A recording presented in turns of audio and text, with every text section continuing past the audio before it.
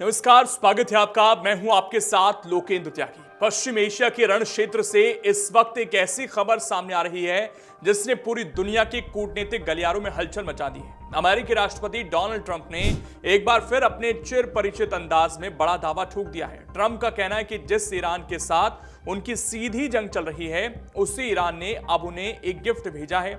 यह तोहफा कोई आम वस्तु नहीं बल्कि हॉर्मुज जल डमरू मध्य से गुजरने वाले वो 10 तेल टैंकर हैं जिन्हें ईरान ने रास्ता दे दिया है। दिलचस्प बात यह है कि इन टैंकरों पर पाकिस्तान के झंडे लगे होने की बात कही गई है। ट्रंप इसे तेहरान की ओर से सरेंडर और बातचीत की मेज पर आने की छटपटाहट के रूप में देख रहे हैं। अमेरिकी राष्ट्रपति के मुताबिक ईरान ने पहले 8 और फिर 2 बड़े तेल टैंकरों को जाने की अनुमति दी। हॉर्मुज जैसे संवेदनशील इलाका जो वैश्विक तेल सप्लाई की लाइफलाइन माना जाता है, वहां ईरान का ये नरम रुख हैरान करने वाला है। ट्रंप का मानना है कि ये कोई इत्तेफाक नहीं बल्कि एक सोची समझी कूटनीतिक चाल या मजबूरी है। उन्होंने साफ कहा कि अमेरिकी सैन्य अभियान अपनी तय समय सीमा से कहीं आगे निकल चुके हैं और अब ईरान के पास पीछे हटने के अलावा कोई चारा नहीं है। इस पूरे घटनाक्रम के बीच डोनाल्ड ट्रंप ने सोशल मीडिया पर 3 बेहद कड़े और स्पष्ट पोस्ट किए हैं जो इस युद्ध की अगली दिशा तय करने वाले माने जा रहे हैं। ट्रंप ने अपने पहले पोस्ट में ईरान को एक बड़ी राहत देने का ऐलान किया। उन्होंने लिखा कि ईरानी सरकार के अनुरोध पर वहां के एनर्जी प्लांट को तबाह करने की अपनी योजना पर 10 दिनों के लिए रोक लगा रहे हैं। अब यह समय सीमा सोमवार 6 अप्रैल 2026 रात 8 बजे तक बढ़ा दी गई है। ट्रंप ने स्पष्ट किया कि बातचीत जारी है और फेक न्यूज मीडिया के दावों के उलट ये चर्चा काफी सकारात्मक दिशा में आगे बढ़ रही है। बात दूसरे पोस्ट की करें तो अपने दूसरे पोस्ट में ट्रंप ने ईरानी वार्ताकारों पर निशाना साधा। उन्होंने उन्हें विचित्र करार देते हुए कहा कि बंद कमरों में ईरानी अधिकारी समझौते के लिए भीख मांग रहे हैं क्योंकि सैन्य रूप से वो पूरी तरह टूट चुके हैं। ट्रंप ने नाराजगी जाहिर करते हुए लिखा कि एक तरफ वो गिड़गिड़ा रहे हैं और दूसरी तरफ सार्वजनिक रूप से कह रहे हैं कि वो केवल हमारे प्रस्ताव पर विचार कर रहे हैं। ट्रंप ने चेतावनी दी कि ईरान जल्द गंभीर हो जाए वरना एक बार नॉट टर्निंग बैक की स्थिति आई तो अंजाम बहुत बुरा होगा।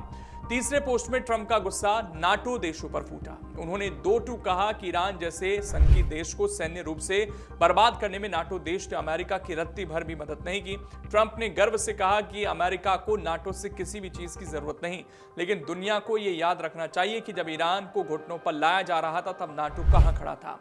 अमेरिकी खेमे की माने तो ईरान की नौसेना लगभग समाप्त हो चुकी है और उसके मिसाइल और ड्रोन ठिकानों पर अमेरिका ने निर्णायक बढ़त बना ली है। व्हाइट हाउस में कैबिनेट बैठक के दौरान भी ट्रंप ने यही तेवर दोहराए। उन्होंने कहा कि या तो ईरान अपने परमाणु महत्वाकांक्षाओं को हमेशा के लिए त्याग दे या फिर सबसे बुरे सपने का सामना करने के लिए तैयार है। ट्रंप ने साफ कर दिया है कि जब तक ठोस समझौता नहीं होता आसमान से आग बरसती रहेगी। दूसरी तरफ ईरान का रुख अभी भी विरोधाभासों से भरा है। तेहरान के एक वरिष्ठ अधिकारी ने वॉशिंगटन के 15 सूत्रीय प्रस्ताव को एक तरफा और केवल इजरायली हितों को साधने वाला बताकर खारिज कर दिया। ईरान का दावा है कि पाकिस्तान के जरिए जो प्रस्ताव उन तक पहुंचा वो मौजूदा जमीनी हकीकत से दूर है। हालांकि उन्होंने यह भी स्वीकार किया कि कूटनीति के दरवाजे पूरी तरह बंद नहीं हुए हैं, लेकिन 2 शर्तें फिलहाल जो उनकी तरफ से रखी गई हैं वो यही है कि जो नुकसान ईरान का हुआ है उसको अमेरिका भरे और दूसरा फ्यूचर में उन पर हमले नहीं होंगे, इस चीज का एश्योरेंस दे। फिलहाल 10 तेल टैंकरों का गिफ्ट और 10 दिन की युद्ध विराम वाली राहत क्या किसी स्थायी शांति की ओर ले जाएगी या ये किसी बड़े तूफान से पहले की खामोशी है? ट्रंप ने खुद संदेह जताते हुए कहा कि उन्हें नहीं पता कि समझौता होगा भी या नहीं, लेकिन वो अपनी शर्तों से पीछे हटने को तैयार नहीं है।